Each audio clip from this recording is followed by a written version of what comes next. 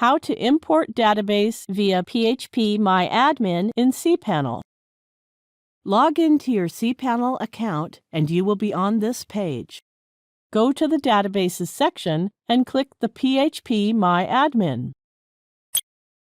On the left side of this interface, click the database where you want to import the database file.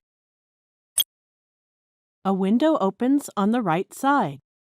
Different options are available to perform various operations on the database. Go and click the Import option. Some boxes are already checked to complete the import process.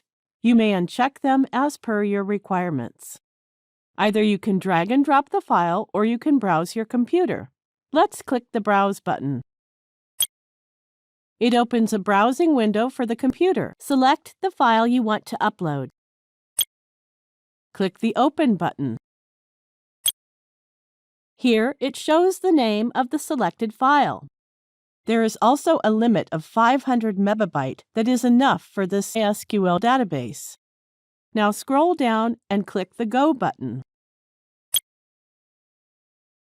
That's it. We have successfully imported the file into the database. Thank you for watching.